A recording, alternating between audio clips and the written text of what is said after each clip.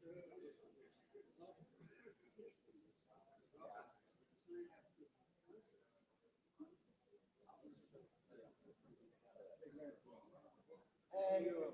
wow. It's been too long. How are things going? Great. Yes.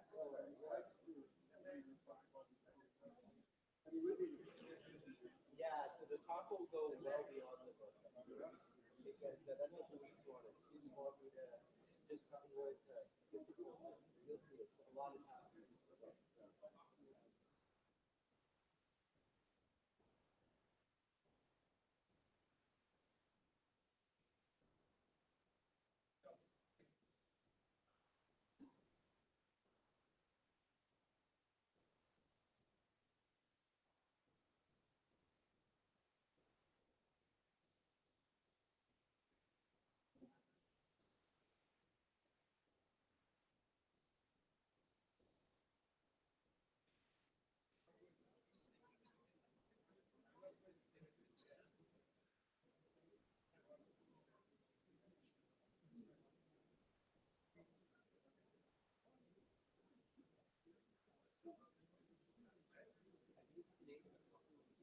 Of the movement within Brazil, you could invite the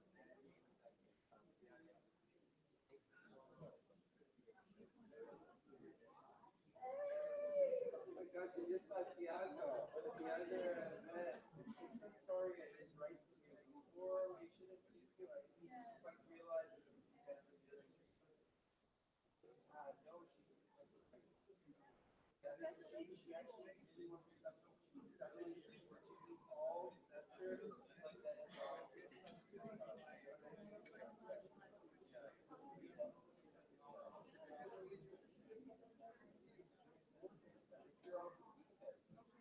And I would have seen you.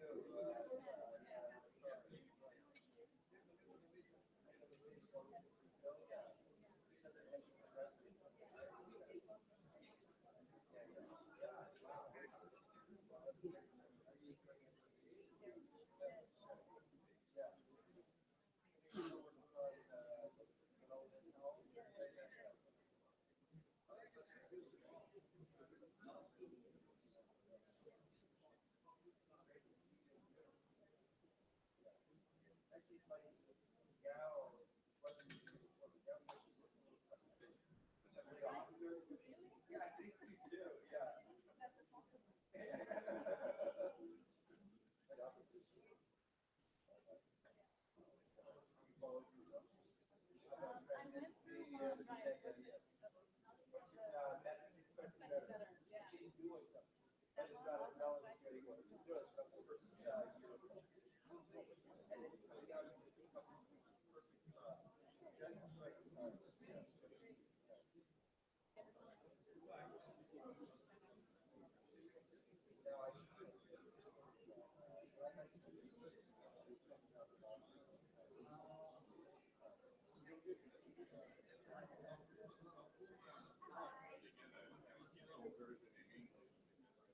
Yeah, absolutely. Great to see you.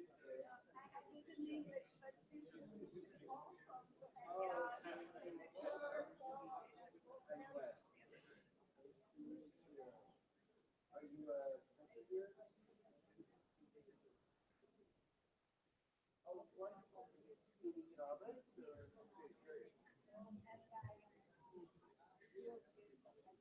Oh, okay, wonderful. You know, Juliana only where the weekend. I'm gonna be playing a lot of country. She's the leader of this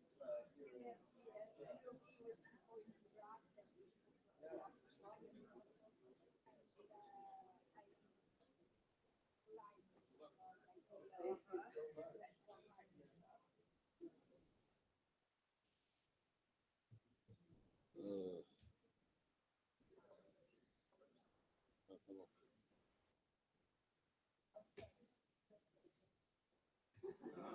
I think it is pretty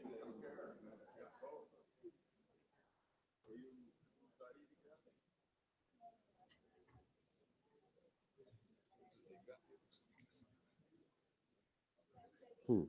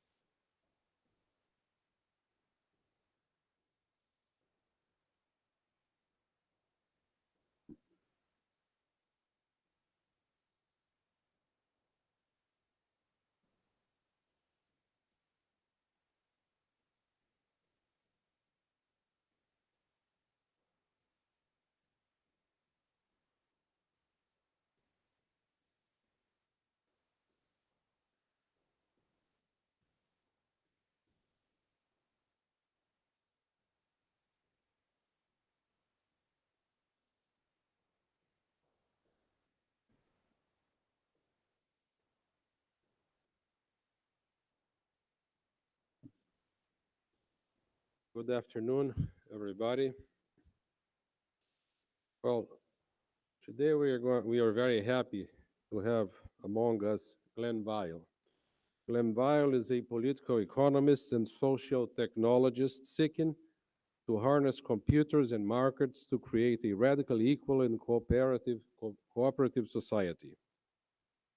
He's the founder, and not anymore the chairman, but the founder of the Radical Exchange Foundation, a principal researcher at Microsoft, and teaches at Princeton University, where he made his master's and PhD in economics in 2008. During his career, he has had several positions, such as fellow at Toulouse School of Economics in 2008-2013, an associate member at the University of Chicago Law School, 2013-2016, and visiting senior research scholar and lecturer at the Department of Economics and Law at school at Yale University in 2016-2018. And he wrote the book, as you all know, and we are going to have a autograph session after this seminar in our bookstore, to which you are all invited. He wrote the book Radical Markets, Uprooting Capitalism and Democracy for a Just Society, and has many research activities and publications. So we are going to have 1 hour of speech, and then we are going to open the floor for questions. So Glenn, please, you have the floor. Okay. Great. So, thanks so much for having me here. It's really great to be back. I spent a summer in Rio in 2007, and I spent a lot of time during that summer at FGV. It's great to see all the new beautiful things that you guys have built in the meantime. It played a major role in inspiring the book, but the truth is that the book turned out unexpectedly to just have been the beginning of a journey. The book was written by me when I would say I was an academic economist. And now, as you heard, I'm something a little bit different than that. And the way I got there is by going around the world talking to people about the ideas in the book. And in the process of talking to people, I learned a lot. My eyes opened about the broader social and economic issues that it raised. And that changed my whole perspective on economics. I don't know how many people here have seen the movie The Matrix, but in The Matrix, they offer two pills to the main character, Neo, red and blue. And in blue, you get to stay with the world that you know. And the red, you get to see things as they really are. And I feel like the last few months, I took a red pill. And I maybe will take you with me on that journey a little bit in this talk. So if you prefer not to see that, I recommend you leave now. So um, the crucial idea, as I've come to see it, I think, in really understanding sort of what's wrong with how we often think about economics is the idea of increasing returns. So for those who are studying or trained in academic economics, the idea of increasing returns is quite familiar. It's the notion that if you apply a production function to a collection of inputs, a collection of people, let's say, you get more out than the sum of what you would get if you applied it to each of the individuals separately, or supermodularity is another word that mathematicians use for it. But this idea has a very long history in political theory, well before economics. So Aristotle described it as saying that the whole is greater than the sum of the parts. And even visually during the American Revolution, they depicted this idea, that the without joining together, the different American states would, die like the snake. And in my view, this notion that we can all achieve more together than we can separately, increasing returns, is the fundamental thing that defines civilization. If we didn't have increasing returns, we would be living like this. And because we have increasing returns, because it is the central defining feature of civilization, we live like this instead, right? Now, the problem is that basic fundamental economic theory tells us that all the things that we learn in economics are so great about capitalism don't work with increasing returns. So what do I mean by that? Well, the basic idea of capitalism is that everybody gets paid their marginal product, the amount that they add to some system. But with increasing returns, that's impossible, because the sum of everybody's marginal product is greater than the total amount that's created. So let me give you an example of this. I recently read an article in the newspaper that said, don't we have such a great deal from Google? Because Google, like most of us would be willing to pay $20,000 a year to have the services that Google gives us. But they only make $100 off of us every year. And then you say, oh, okay. And how much would we be willing to pay to keep sanitation? Probably $50,000 a year. And how much would we be willing to pay to have light bulbs? $80,000 a year. Okay, pretty soon you're at hundreds, thousands of times the total income that we have. So clearly it doesn't make any sense to say, oh, take the marginal contribution that each of these services makes and let's pay that money to them, right? Because the very nature of civilization is that it's this process of adding things on top of each other, each of which adds a huge amount of value, but you can't just divide up the value according to that to each component part. Now, this is formalized in economics as some very famous results, such as the notion that if you have public goods and you try to provide for them privately, you run into what's called the free rider problem, where every citizen only wants to contribute to the public good up to the value that it gives to them. But instead, the amount that should be given is the total value it gives to everyone. And so if you have 1 million people that benefit from a public good, private capitalist markets should only provide about 1 part in a million of the funding that we want to see for this. So that's not like, people sometimes complain, oh, there's 70% tax, you'll discourage investment. This is a 99.999999% tax on investment in public goods. That's what capitalism would give us. Now, sometimes it's not quite so bad. Sometimes you can exclude people. Sometimes you can have a monopoly. But that really doesn't solve the problem very well either, because the marginal cost of providing the thing is extremely low, maybe zero. And then you, in order to stay alive, in order to keep up with capitalism, you have to exclude people, charge some price, charge the average cost. But this is completely wasteful. It's usually wasteful to exclude people from the good. It's wasteful to not have them enjoy it, the whole process is totally inefficient.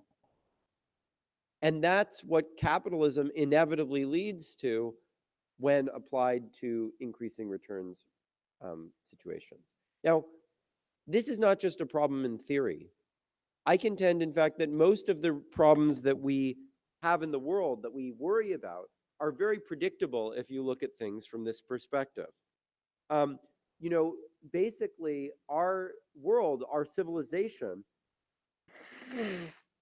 is an increasing returns piece of software that we try to run on the decreasing returns hardware called capitalism. And when you try to compile this program, when you try to compile increasing returns civilization on decreasing returns capitalism, you constantly get compiler errors. So what's an example of that? Oh, let's take the internet, this network effect, increasing returns process, and let's run it on the system of private property. What happens? Oh, shoot, Mark Zuckerberg ends up as king of the world. Who could have predicted that? Who could have predicted that if you treat an increasing returns process as the private property of one person, that you would end up with a dictator over the internet? Oh, let's treat the planet and all the economics that go on, a bunch of private property. Oh, shoot, the planet is boiling. Who could have predicted that that would happen? You treat the radio spectrum. Let's just privatize it. Let's just turn it all into private property. Everything will be fine. Oh, shoot. There are a bunch of over-the-air broadcasters who are just sitting and hogging pieces of property. And any time anyone tries to buy them up, it's impossible because there's so much bargaining. And then you have a few monopolies like Verizon and AT&T, and they provide really bad quality service, and we can't keep up with China. Who would have thought that that's what's happened when you treat as private property these processes that have national networks? You know, you have globalization and all this global interdependence and all the ways we produce together, and you make this the private property of capital. Who would have thought all the benefits flow to capital, and in the streets of the countries you have people protesting and upset, and they elect Jeremy Corbyn and Jair Bolsonaro and Donald Trump? What a surprise. Now, what's the usual solution that we have to this problem? Usually, we say, okay, public good, nation state. Nation state will take care of it. Now, that sounds great, democracy, whatever. But the problem is that democracy represents the will of the majority. And unfortunately, the will of the majority is not always the same as the total well-being of the people, especially when the people who are relevant for a given issue have nothing to do with the people who happen to be in the nation state. So for example, you know, you apply majority rule to the United States. Oh, there are these people called African Americans. Maybe they don't do so well in that process, right? You go to Myanmar and you say, oh, majority rule, let's get rid of this dictatorship. Let's bring in Aung San Suu Kyi. Let's bring in democracy. Everything will be good. Oh, wait, not so good for everybody in that country, right? And this problem is particularly bad to the extent that you have diverse societies with persistent minorities, or when you have public goods that don't line up, areas that need public goods that don't line up with the borders of a traditional nation state. Doesn't that seem like something that's pretty common in the modern world, increasingly common in the modern world? One of my favorite examples of this is the Amazon River. So the Amazon River cuts across, 6 countries in Latin America, and tiny minorities of people in those countries live near that river. So what that ends up meaning is that the national government, the national polities, want to take advantage of those people who live near there and not take care of the river. And each country does that. And then they all fight with each other. It has nothing to do with the group of people who's actually affected by the Amazon River and is the natural people who should vote on it. It cuts across countries and it's a minority within the country. Think about the drug war in the United States. The drug war in the United States is allegedly for the benefit of Black and brown people in the United States who allegedly use drugs the most. And it is waged, in fact, against Black and brown people in the United States and especially in Central America. And yet, those people are a tiny part of those who vote on the actual policies. The policies are mostly voted on by the white majority in the United States. So, is it a surprise that what you get is policies that systematically criminalize being Black in the United States and that lead to almost a genocide in Central America against the people who get killed in the drug war? Is that any surprise that that's what you get from applying the nation-state majority rule to an issue that just is not about that? And those things are increasingly the case. Our public goods are provided on the internet, across all sorts of countries, open source software. The people who are the relevant deciders on these issues are just not lined up with the borders of a nation state. Okay, so today I want to try to offer a fundamentally different vision. A vision of a different world governed based on different principles. And I don't usually like words on my slides, but I tried to put this all into one long sentence, just so you have a statement of it once. So I'm going to try to offer a world of near optimal emergent public goods funded by efficiency enhancing taxes based on moving us beyond the idea of private property, governed by nearly optimal systems of voting that thereby create a world that no longer is divided between corporations, economics, and individuals on the one hand, and nations, politics, and collectives on the other hand. And while this sounds crazy, ambitious, who knows, it's already starting to emerge from experiments that are being coordinated by a growing global social movement. Okay. So let me start with what these organizations are. And this idea called the liberal radical mechanism, or to make the economics journals happy, the quadratic finance mechanism, was invented, or something I came up with jointly with this guy, Vitalik Buterin. Raise your hand if you know who Vitalik Buterin is. So often it's the young people who know, but he's the founder of Ethereum, the largest blockchain platform in the world. And also jointly with Zoe Hitzig, who was a poet, became a philosophy graduate student, and now is doing a PhD in economics at Harvard. So I try to work with interesting people. And the idea of this system is at once very radical and also very familiar. So many people here will be familiar with the notion of matching funds that you give to private contributions to public goods of various sorts. So for example, in New York City, if you contribute up to $100 to a political candidate, as long as there are 999 other people contributing to that candidate, you get a match of $6 for every $1 you contribute. Now, you might ask, that sounds like an interesting idea, right?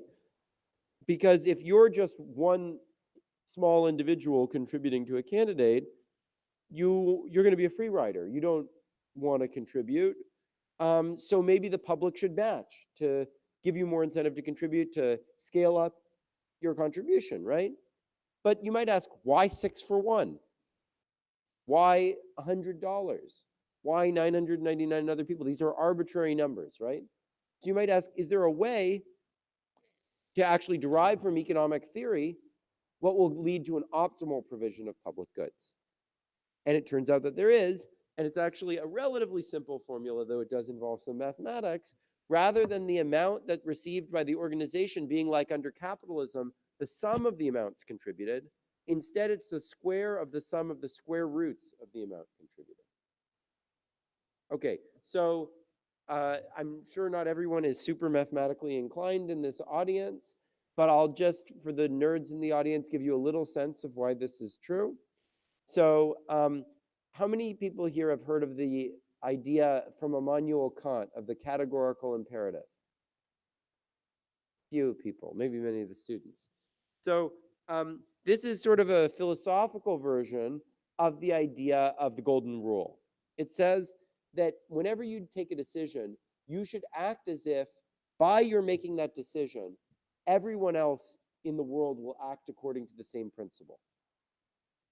So be honest because you want a world where everyone's honest, for example. So you can see why that would address the problem of public goods. People wouldn't free ride because they don't want other people to free ride, right?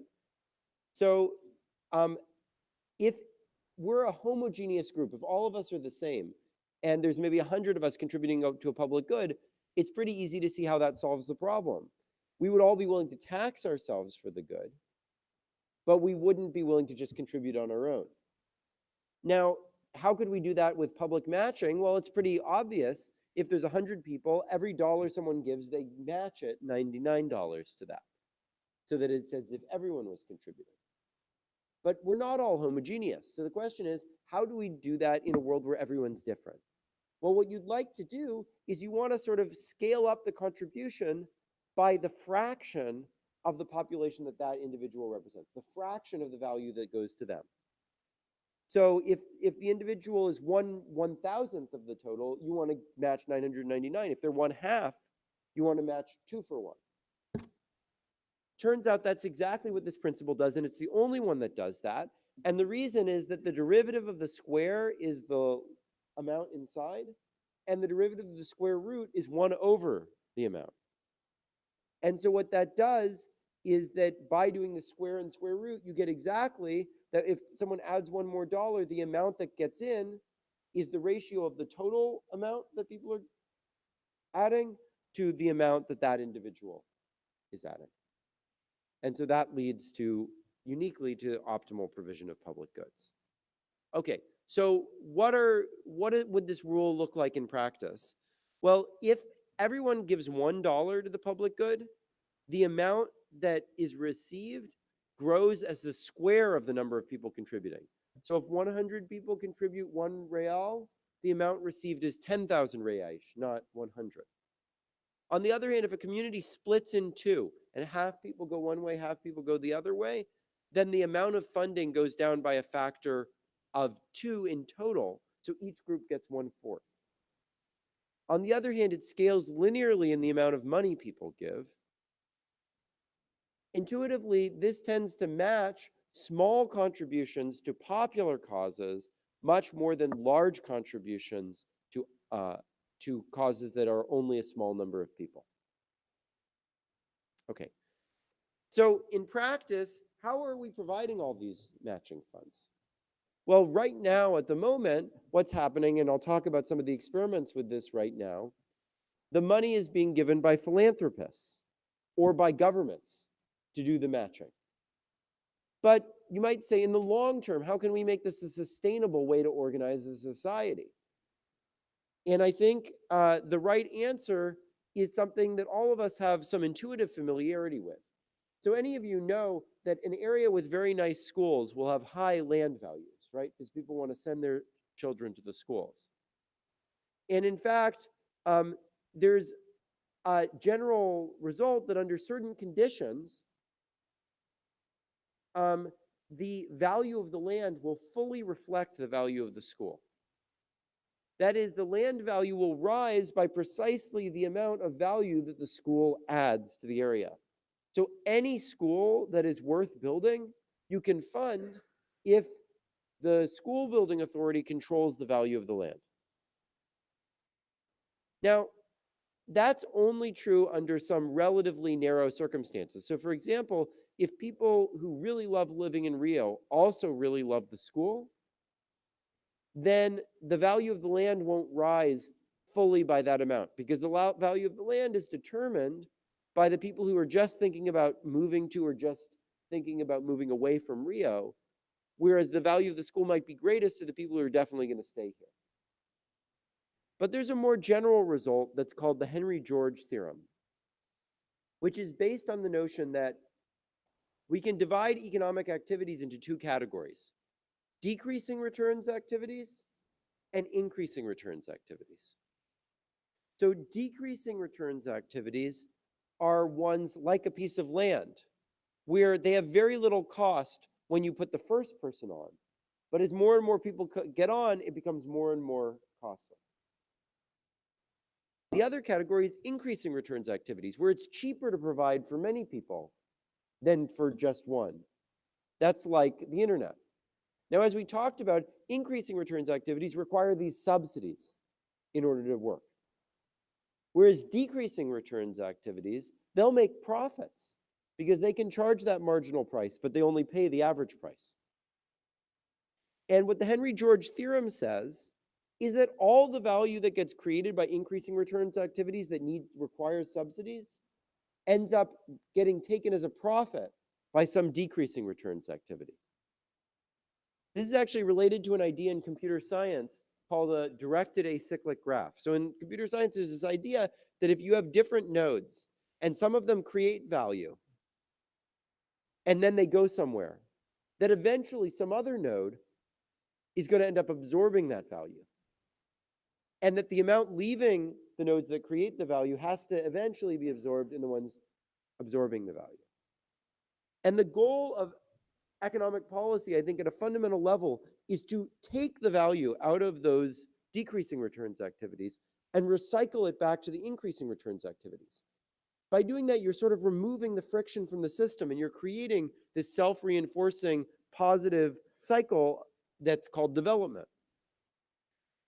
One way to think about this is it's a little bit like a superconductor. So a superconductor is like an electrical circuit where you remove all the friction so the electricity just keeps flowing around.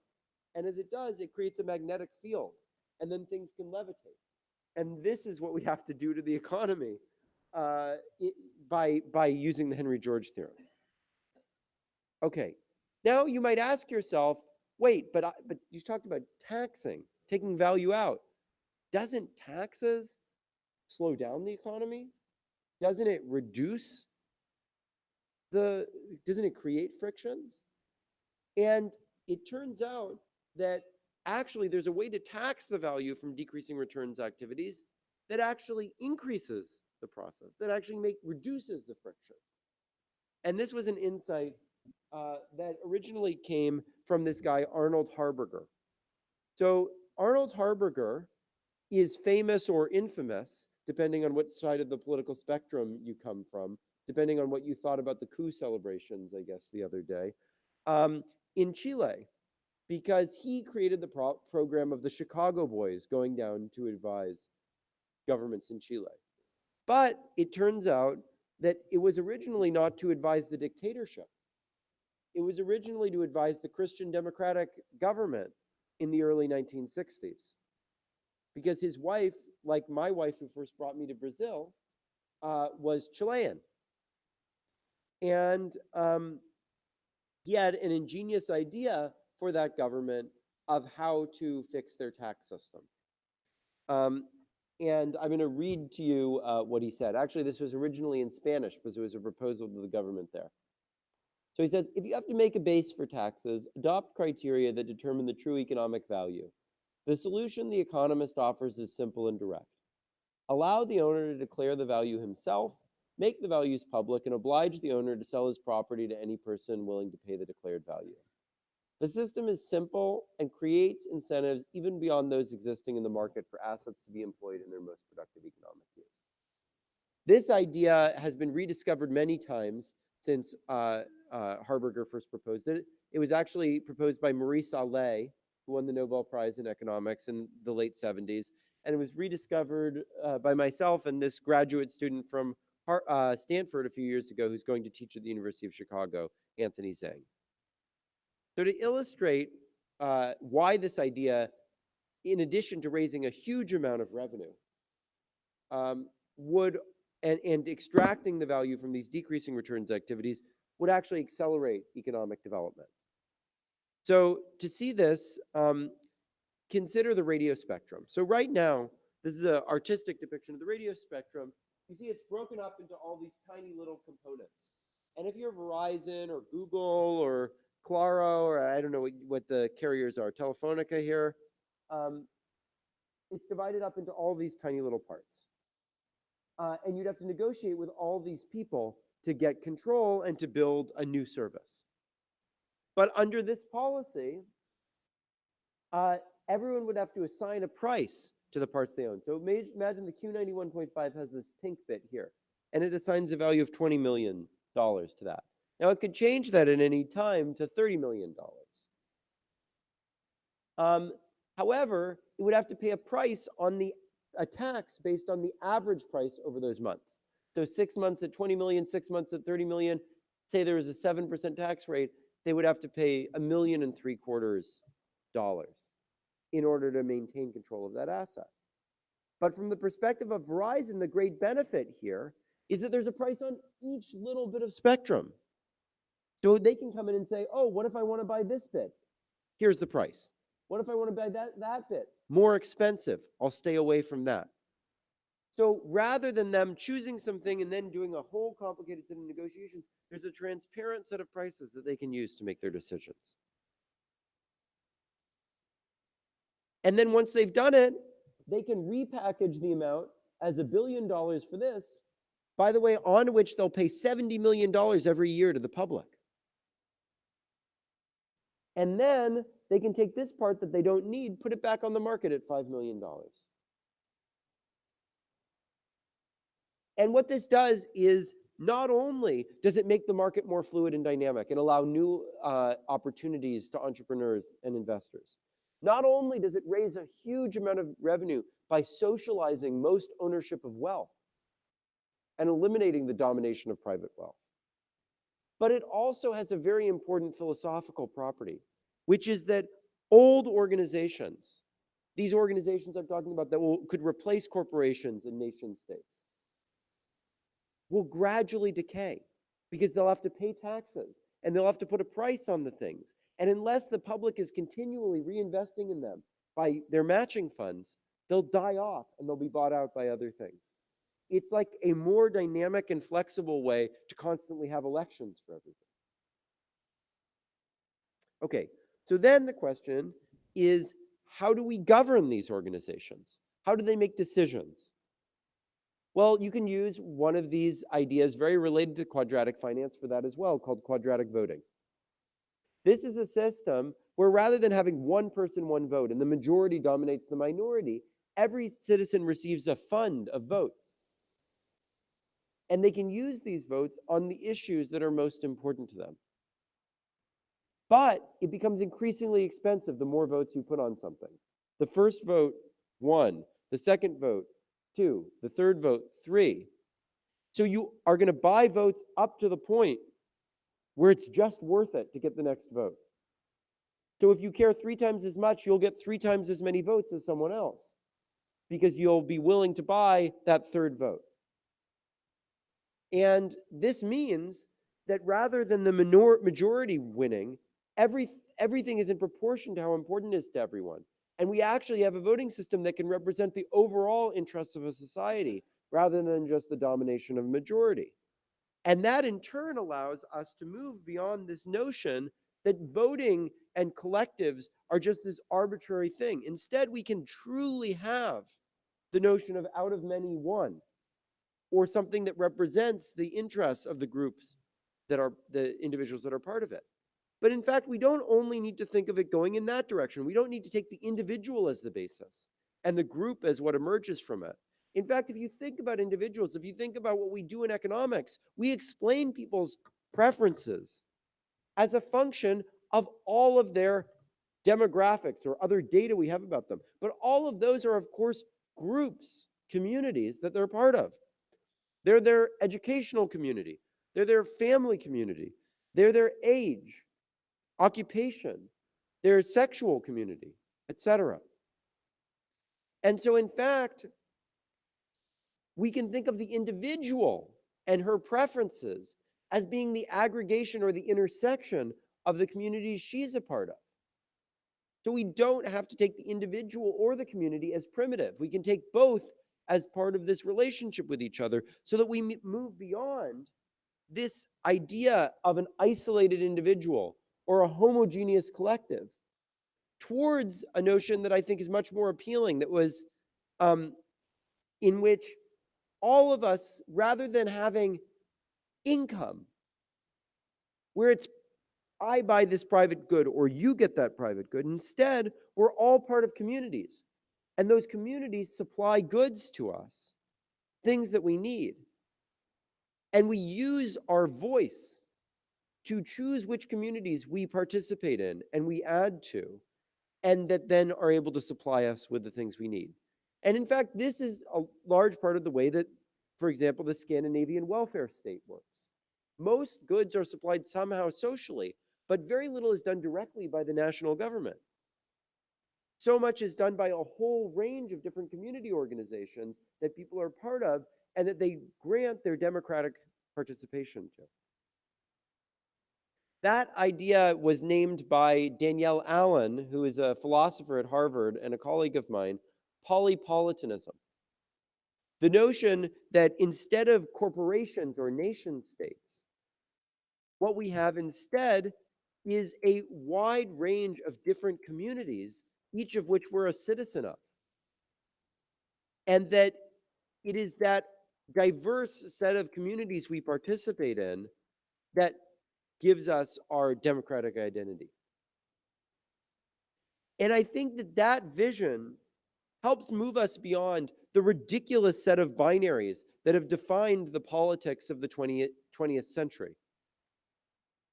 And once you list off these binaries, it's obvious why you'd have the conflict of capitalism versus communism, and why both have an element of truth and yet are completely inconsistent, and we can't possibly both be right. There must be an alternative to these absurd binaries. So think about it. In politics, we say equal voice, equal vote. Everyone has one vote on everything. Absolutely. In economics, oh, well, of course there's going to be income inequality. In politics, everyone's supposed to be a homogeneous member of the nation state. In economics, everyone's a unique sunflower. Do whatever you want. Individual freedom. In politics, collectivism. In economics, individualism. In politics, no, we're not supposed to think about our individual interests. We're supposed to think about what is in the good of the nation and reason about that. In economics, oh, everyone has their own preferences. Do whatever you want. You know, individual choice, consumerism.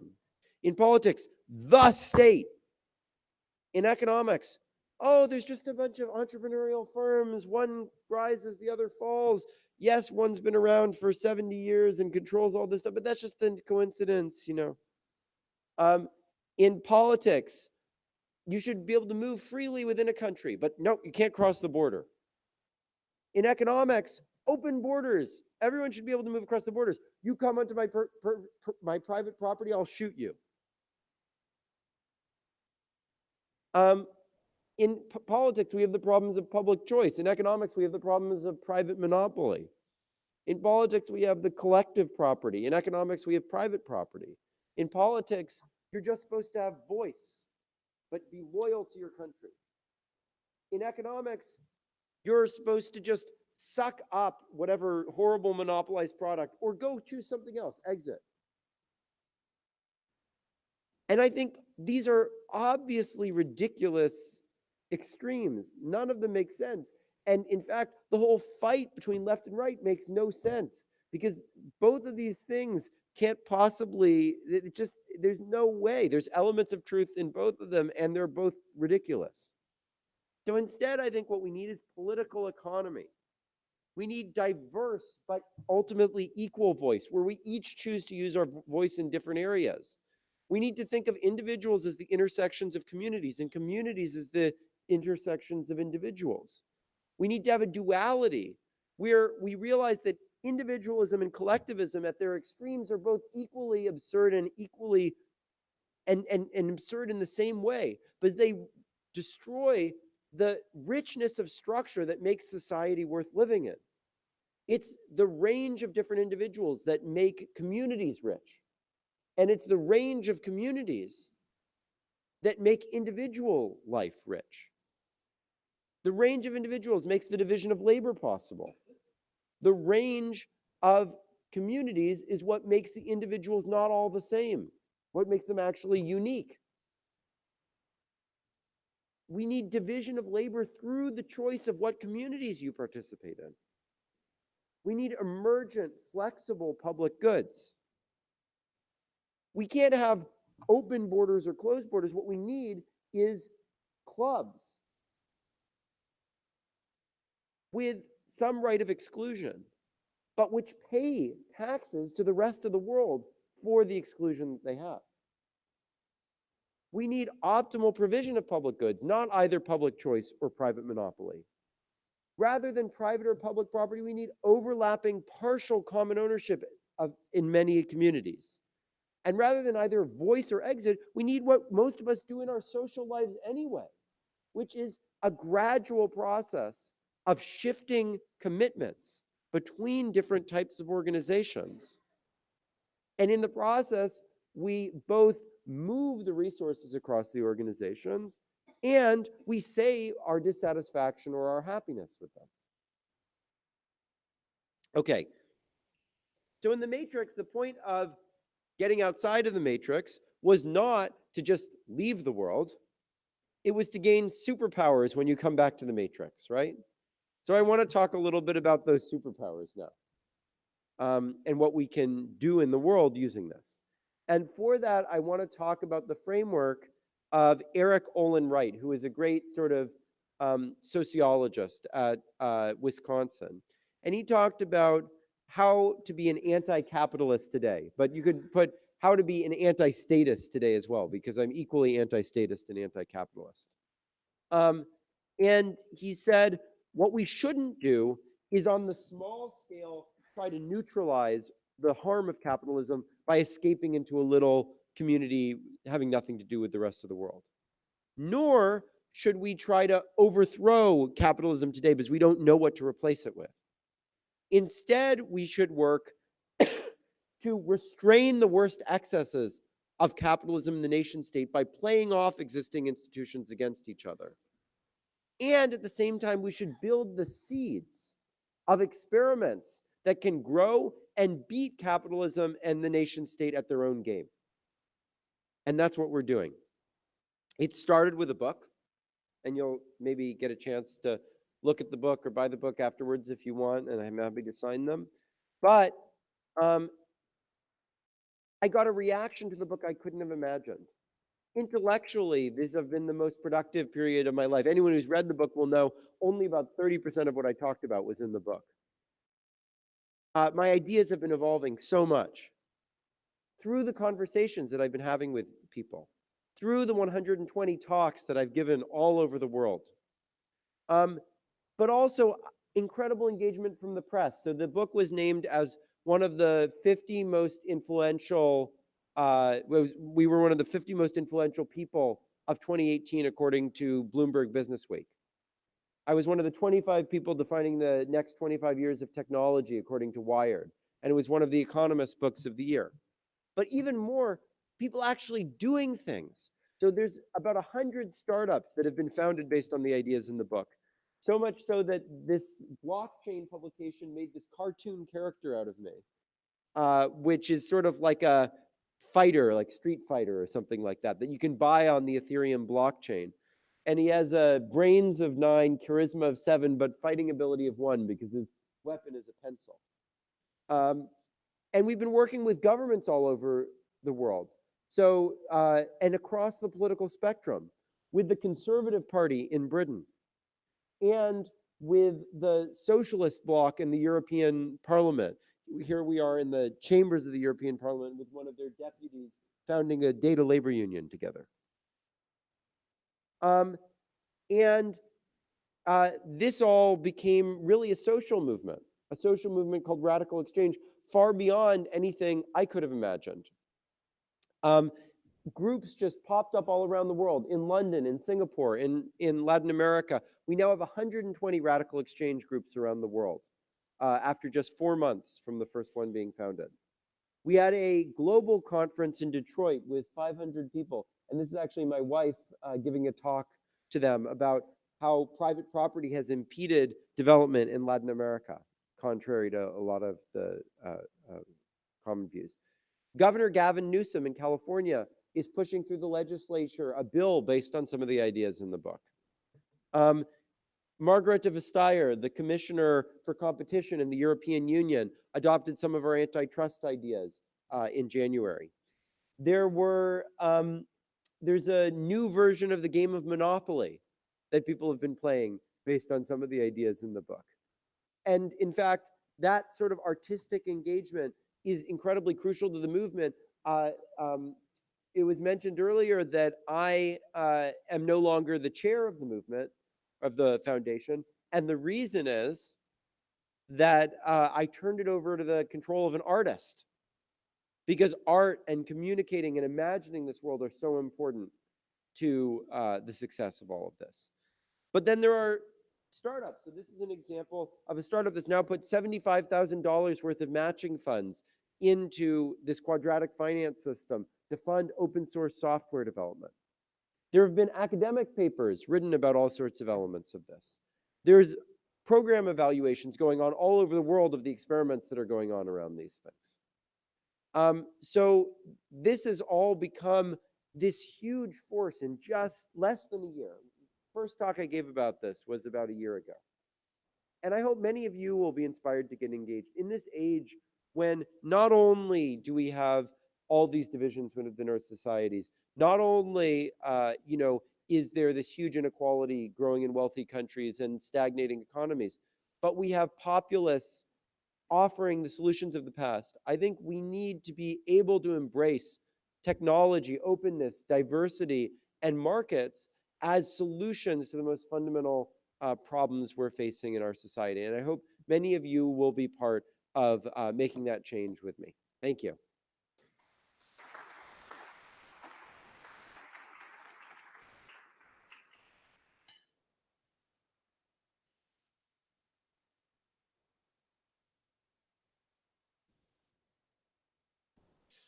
Thank you, Glenn, for the wonderful speech.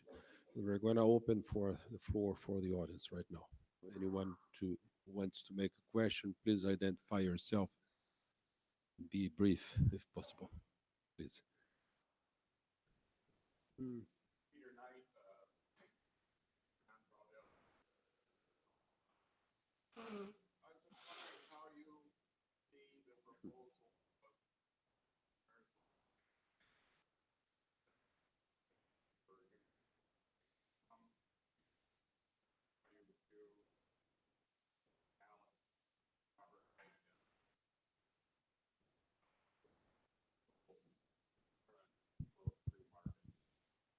Thank you. So on universal basic income, I have very mixed feelings. So as a matter of near-term practical politics, I have some sympathy for it. But as a matter of theory, I think it's fundamentally confused. The reason is that it's based on this notion that giving money to people is sort of like giving them directly resources and giving them then the freedom to determine it, what to do with it. But I think that totally misses the existence of market power and increasing returns and community and the importance of community. Because the truth is that no one eats money. So giving people money is not giving them directly resources. It's giving them very indirectly resources. And to get anything that they want with those resources, they need to buy it. From whom? From what monopolist who extracts what rents from them? And, if you give money to a slave, what happens? The master takes the money. And you might say, well, we don't live in a society where the master takes the money. Well, if you look at the actual analysis that we have, the current tax extraction by market power in the economy, according to DeLocher and Ekut in their recent paper, is 70% in the United States. So you're taking 70% of that money and you're giving it to market power, rather than fostering the public goods that could replace that market power. So I don't think that the solution is top-down government public goods. I don't think those work very well. So I'm not, I think there are reasons to move towards something that's more bottom-up. But I don't think that the universal basic income ultimately is the right solution for that reason. I don't know Robert Reich's book that much. I'm sympathetic to the idea of changing the rules, but I actually do think changing the rules requires based on capitalism, because I don't think it should be based on private property. Other question?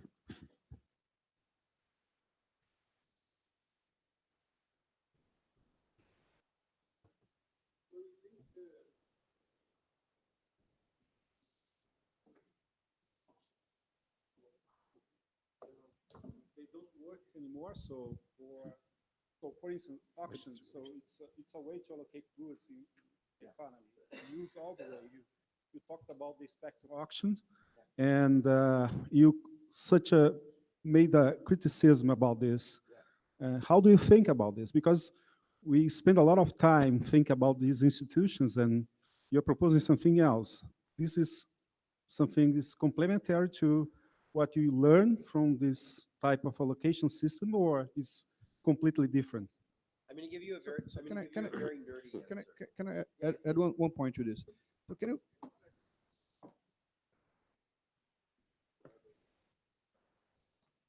with general mechanisms in economics? Yeah, absolutely. No. So thank you. What I wanted to say is that, and I'm going to give a very nerdy answer, so I'm sorry about that. But basically, all of these mechanisms are basically pretty direct applications of the Vickrey mechanism, which is the general optimal mechanism. The problem is that the literal Vickrey mechanism is too complicated and fragile. It's too over-optimized to a particular information environment and so forth. So instead, what these mechanisms are based on is a first-order approximation to the Vickrey mechanism, which achieves 99% of the benefits of the Vickrey mechanism, but it's way more robust in a whole bunch of different dimensions. This is a theorem, or it's a experimental thing? Well, the question is what one means by a theorem, but you know, it's a theorem that they are first order approximations to the Vickrey mechanism, or second. That's very easy to show. What makes them more robust? I don't think that robustness is something you can prove a theorem about, because I think that the term robustness, that as it's usually used in economics, is not the right way to think about robustness. The right way to think about robustness is, in many, many different models and many ways of talking about something, does something not blow up? I have gone around the world talking about this, and I'm not saying there haven't been discussions or criticisms, but I don't think anyone has really been like, oh no, this is just completely ludicrous. It's just, there's no way it works. The Vickrey mechanism, the first time you present it in an econ seminar, someone will tell you that that's for sure the case, right? So like these mechanisms are almost all the way to the Vickrey mechanism, and yet they're things that you can with a straight face go and talk to politicians about. You can go and talk all around the world about them. So that's what I think we need more of, is things that come very close to the optimal, but are not just laughable in their fragility to the modeling assumptions. Can I insist on that? Yeah, please. Because there's a lot on your theory based on how to implement it, and the quadratic voting is quite important on that. And well, you mentioned the Vickrey mechanism, which is fragile for sure, but we all know the error impossibility theorem. So there's nothing in that field that we should expect to be not to be fragile, right? Including the quadratic voting. Well, no, that's not true. So Arrow's theorem only applies to rank ordered lists. It doesn't apply to quantitative mechanisms. So Arrow's theorem is not relevant here. The Gibbard-Satterthwaite theorem is relevant. Well, No, but wait. But the thing is that the Gibbard-Satterthwaite theorem only applies to literally strategy-proof mechanisms. So, and this one is approximately strategy-proof, and so it doesn't apply to that actually. So it doesn't fall under these mechanisms. okay, so you're stating that the quadratic voting satisfies all the good properties of the arrow axioms. When I told Ken Arrow about this, his reaction was, "Oh, that's the solution to the problem I was trying to get at in the 1950s."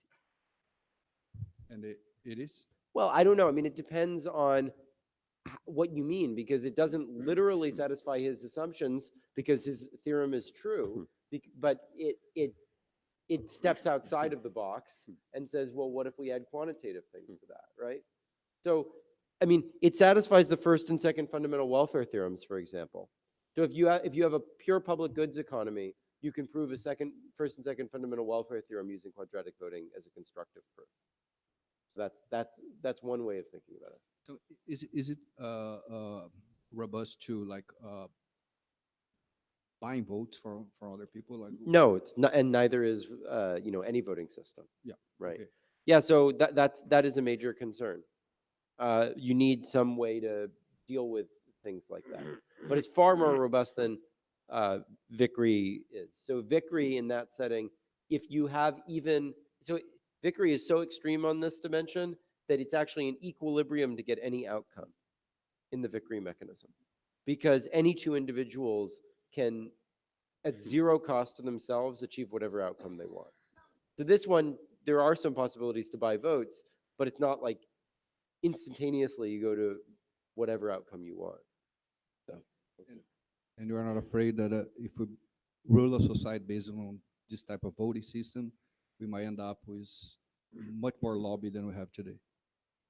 I mean, my guess, it's very complicated exactly what one means by lobbies. Well, by like small group of people using resource to buy votes for not so interested people that are. But I think that would happen a lot less because you would have very few not so interested people, because the marginal value of your vote would be much greater in this world, because everyone would use votes on something they do care about rather than on things that they don't care about.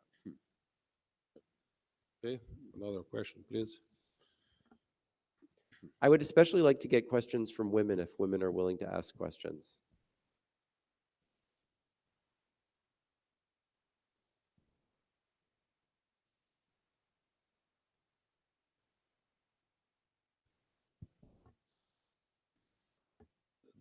Those who are not women, don't feel shy. Yeah, It's please. just I think it's very important that people who aren't always invited to speak up by social dynamics get extra encouragement to do so, because often they have the best questions.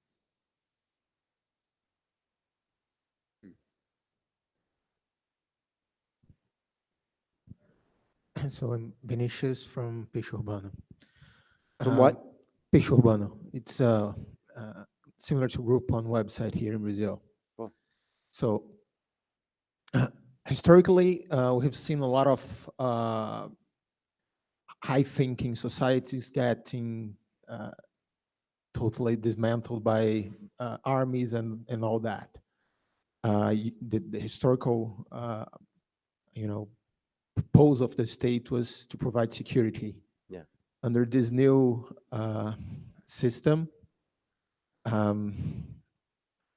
wouldn't security be undervalued? I mean, is there a way to prevent it from any tyrants coming and taking care of the society and dismantling it? Well, I think that security is a public good, and hopefully this would make good affordances for security. But ultimately, I think the greatest security comes in a widely shared set of principles. What is it that preserves international peace? It's not actually violence for the most part, because there's no international enforcer. What creates international peace is the expectation that other nations will take action if you do something against international law. And I think, eventually we'd like to get to a world with as few police people as possible and as much law enforcement, law obedience as possible. And I think that happens from having a large number of people who are actively engaged and who buy into the legitimacy of the principles, plus a lot of transparency about them. And that's created by rules that are broadly accepted. So if you look at Norway, Norway has some of the highest obedience of laws and some of the fewest police, because there's so much community enforcement and because there's such a wide acceptance of the principles on which the society is governed. So I think coming up with better principles that are more widely viewed as legitimate will be very valuable to reducing the role that, quote, enforcement, unquote, has to play. But I also think there will be adequate provision for it in this sort of a world because public goods will emerge in a much more efficient way. Yes, wonderful. Lucia, Yeah. Lucia Salgado from WERJ. Would you talk a little about your criticisms on the way that the U.S. antitrust authority are enforcing law comparing to Europe, for example? Yeah. Well, I have lots of things to say about antitrust, but I'll give you a couple of examples. So I think pretty much antitrust has not been tried. What do I mean by that? I think most of the sources of market power in the modern world are completely ignored by current antitrust enforcement. Number one, there are a few institutional investors, BlackRock, State Street, Vanguard, Fidelity, that control most of the stocks of most of the US companies. And because they're diversified, they have no interest in seeing these companies compete with each other for consumers or for workers or in the political process. And antitrust could easily do things about this, and it's not enforce the law at all against any of these. So this is a huge problem. Second of all, and Europe has been more proactive on this, even though it's a smaller problem in Europe. Second of all, antitrust is completely focused on products sold to consumers, not on workers. But anyone who's ever worked a job knows that employers have much more power than people selling products to consumers do. And most antitrust laws are written to make that completely symmetric. So it's just a complete failure to enforce antitrust laws reasonably. And third, antitrust laws have not been enforced against tech companies buying up their rivals when it's based on future competition rather than on current competition, even when very clearly the motive of the tech company is to squash future competition.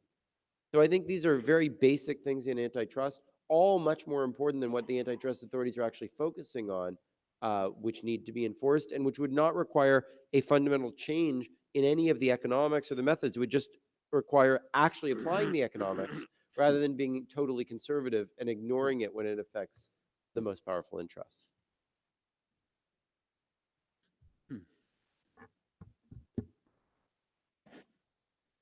Another question?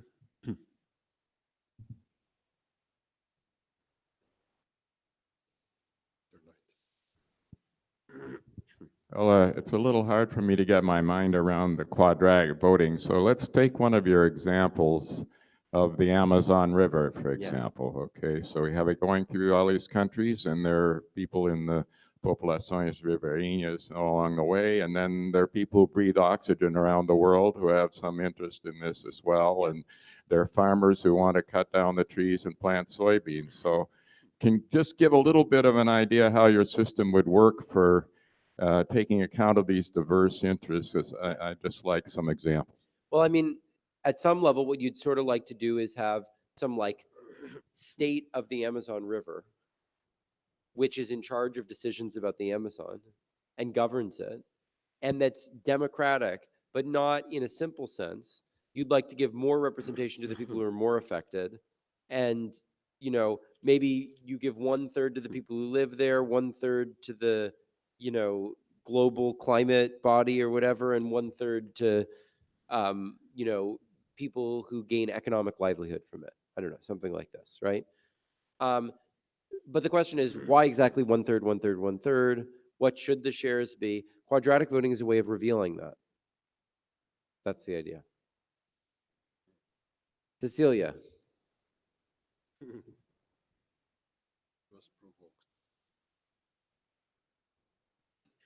So you mentioned towards the end of your talk that you got a lot of people reacting to your ideas and your book and implementing a couple of things that you mentioned. And thinking about moving forward, how do you see it going? So people implementing this, collecting data, getting evidence, and in what dimensions and what outcomes in what areas? Yeah. Well, look, I think the movement is divided into 4 parts: ideas and research, activism and government, entrepreneurship and technology, and arts and communications. And I think all 4 of these are equally important. I think we need arts and communications to help people understand and communicate these ideas, to make them the basis of widely shared legitimacy so that it comes from the bottom up, not from the top down. I think we need entrepreneurship and technology to experiment with things, to make useful services, to fail and to succeed, and to learn from each other, and to beat capitalism at its own game by eating it from the inside, by being more productive than capitalism and gradually gaining more resources.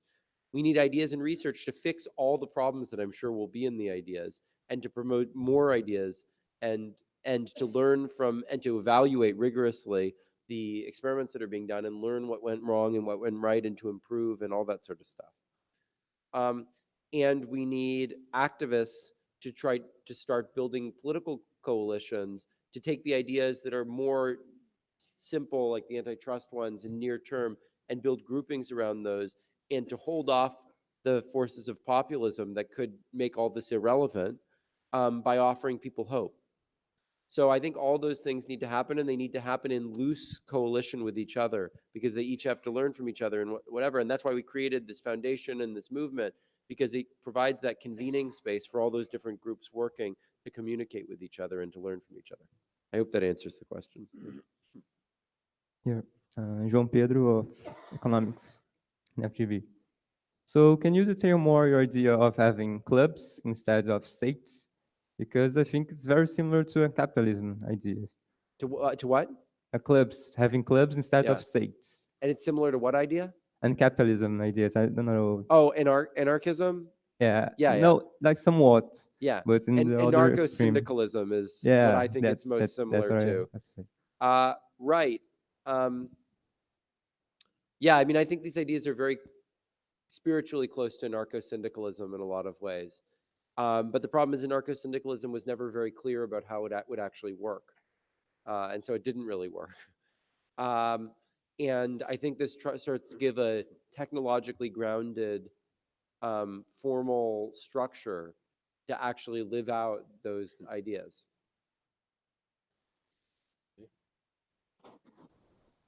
Can I take this question? And Yes. so this is a pretty nice question you made, because it is something very deep and radical, as the book says, that you are proposing. And it's all based on a voting system. And there are 2 things that strikes me most. One of them is this. The other one I'll hold if you have time later, is about like taxing based on marginal utility instead of market price. But that's we talk about that later. So the current system, the system we live, the political system, we elect politicians, they build a reputation, they vote, they have to think about things that are happening now, that will happen in the future, that will affect the next generations. And you are proposing to replace all that by voting system based on clubs that are self-formed. And I mean, is that what I just want to like make sure that I understood what you're proposing? I mean, exactly what fraction comes. Look, those politicians are themselves sort of like the leaders of the clubs, and they seek support. So there will be role for individual or small group initiative in making all of that happen. The voting rule plays a very important role in every layer of that process, but it doesn't need to all be direct democracy or anything like that. You could use it within legislatures. In fact, one of the places it's being used right now is by the Democrats in the Colorado legislature to do their budgeting process. So it can be used by the politicians. It can be used to elect the politicians. It can be used flexibly. And exactly what combination is going to be most effectual is one of the many things that will emerge from doing all these experiments. Yeah. I don't want to make this a debate, but this is pretty important, because we can this could be seen as anarchist ideas. But depending on how hard you are on implementing a centralized voting system, could also be interpreted as like a very dictatorial proposal you're making in the sense of like very centralized. But as far as I understood, you are not proposing to use voting system for everything or replacing the current. Well, I'm political not institutions. saying that everything should be a referendum. I do think everything should be in some form democratically accountable. Um, People sometimes ask me if I'm an anarchist. I usually say that I'm an agnarchist. I have sort of the same relationship to the state that an agnostic has to God. I'm not sure whether it really exists or not. And I think it's kind of a fantasy that we have in our imagination. Like people tell me like, oh, the state, it's the one that has the monopoly on this and that. And I say, oh, you mean Facebook? Do you mean Google? What exactly are you talking about? You know, the truth is that like we have this image of the state, but then you realize, oh, well, you know, this private corporation, is that the state? I mean, it's just not clear that that image that we have ever has existed or ever could exist. And it's, I think, the mismatch between our idealization of things and the way that they actually work on the ground that is the problem. And we need to have formalizations that actually take into account the realities that have to exist better. Well, we have time for one or two questions, maybe. I have one. Supposing we had implemented your model, where would your votes go to? Well, you know, I live in a town called Hoboken, New Jersey, and I have no idea who's running for local office there or what the issues are locally. I'm the worst and most ignorant voter in that area on those local issues, and I really shouldn't have much say at all on those things. On the other hand, I think I know something about international politics quite well, and I'd like to have a say on some of these fundamental issues of institutional design. And that's where I choose to focus, and others will choose to focus on a more local level, and they should. And I think that this notion of people having the freedom to be free of politics, or rather to choose which areas they care about politics in and which areas they don't, I think that's a fundamental aspect of freedom that's denied to us by the standard one person, one vote nation state system that would be allowed to us within this world.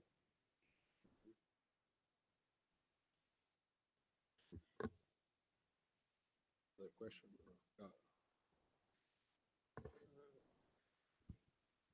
Hi, I'm Pedro from EPGE. And I don't know if I understood correctly the idea of quadratic voting. What I understood is that if I want something, I can give multiple votes to the same thing. But for that, I need an endowment of votes. And I could buy votes from other people. Or No, you can't buy No, I votes can't. from other people. Everyone receives an equal endowment of Oh, voice credits. equal endowment. Okay, that's my question would be about the distribution of endowments. So, and I choose when I care about this thing, then I receive the same endowment of votes than everyone. Yeah, but you might not use it in the same way as everybody else. Okay. Let me. You're asking about the agenda. So you can actually do that in the same way that you do referenda by having people tentatively commit some number of voice credits. And if it passes a threshold of total votes in favor, then it gets onto the agenda. Let me try to make a point before you please go ahead. Sorry, Tatiana. Sorry about my English, but I'm trying to make the question. So these systems of votes, you assume that everybody has education to vote correctly. How you plan to deal with locals that people don't have access to education? Here in Brazil, we have this a lot. So people from the river on Amazonia, they don't have education. So it's very common here, the corruption So people buy the votes. So how these systems can work if people doesn't have an access to education to know how to vote? So, I mean, offering people better access to education is obviously a very important thing. But I don't support literacy tests for voting in democracies because I don't think that any central authority should be in charge of determining who has the competency to be involved in the democratic process. I think quadratic voting allows, to a large extent, that to emerge because most people who are illiterate, are incredibly knowledgeable about some local issues. And if you give them the opportunity to distribute their voice credits across the local things and the national things, I think most of them will choose to opt for more voice on the local things. And as they gain more education, they gain the perspective and interest to speak at a higher level of abstraction. So I think quadratic voting offers a way to do something like what a literacy test was meant to achieve, but in a way that allows still people to have equal voice by just choosing which issues they want to express themselves on. If I may make a question. Please. There is a fact which is inherent to all democratic choices, all voting choices, which is the fact that those who are not yet born and those who do not have the age to vote are always underrepresented in any voting system. And you see the consequences of that mostly in pay-as-you-go system, in which sometimes one generation demands too much from the future generations. And it's funny that sometimes these future generations, which are the younger, they don't support ideas to correct this type of thing, mostly in social security. So that demands altruism and benevolence from one generation towards the younger ones. And this is the first question. And the second question is I remember that Bertrand Russell, he wrote just after this, Bertrand Russell, just after the Second War was finished. He was not an admirer of the United States, but he wrote an essay defending the idea that the United States should be the monopolist of all weapons of mass destruction at that point in time, and that the United States should do that quickly, because otherwise other people would produce that, and there was only one point in time that that could happen. Well, this guy was not any American found, so why did he say that? I think that he was somehow worried that the solution by the institution of communities or clubs who would try to enforce security at an international level would would catch people in the middle of atomic attacks and so on, so that the externalities generated by this club would be worse than the monopoly, which was, of course, not something to be very clear about if that would be a good idea. Take the United States right now, that you may have an idea of that. And the same thing happens here in Rio de Janeiro when you see the militias, which is exactly the emergence of some groups which are not exactly coerced by ideas, but by the power of force, which by acquiring weapons and so on. And so this leads us to the idea that the endogenous generation of clubs in some areas, and I'm citing specifically public security, international or local, may be problematic. So how do you? So these are both excellent questions. The first question, I would say, you're absolutely right. If you think about quadratic finance, it gives a lot more financing to things that benefit lots of people. But if some of those people are like just stuck in there as zeros simply because they can't express themselves now, that's a major problem. I don't know the exact right solution, but my intuition is that there's some sort of a mechanism that's kind of like saving, where if people contribute today to a mechanism and then people later contribute, and that would have led to extra matching funds from before, you just give a ton of matching funds later.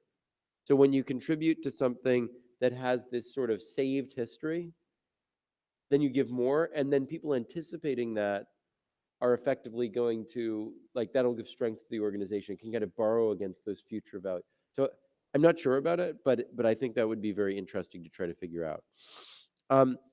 The second idea, I think, fundamentally comes from the fact that existing group formation is subject to free rider problems, which leads to excess fragmentation and therefore potentially conflict in the way that you're describing. My hope is that this sort of group formation, because it gets beyond the private property idea, is not subject to that problem and therefore would lead to efficiently large organizations and therefore some sort of probably global authority on nuclear weapons. So I don't know, but that's the thought. Any more urgent question? You? Just last question, please.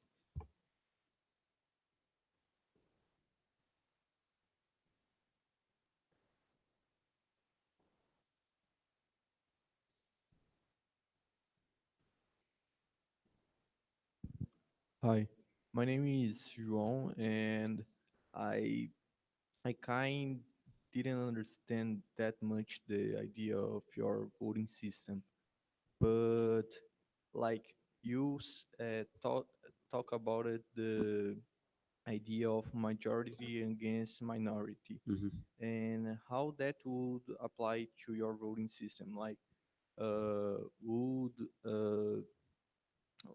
something more voted than another group of interest have like more impact in the public politics or not? Well, the idea is that if everyone has a fund of votes that they can apply to different issues, then the minorities can put more votes on it and therefore can potentially beat the majorities by having more votes rather than just more people voting. Okay. And so that would counter the problem of the tyranny of the majority. Okay, but like poor people would have the vote of poor people would have less impact than the vote of No, because everyone would have an equal number of votes, vote tokens. Mhm. That's the idea. Okay. Yeah.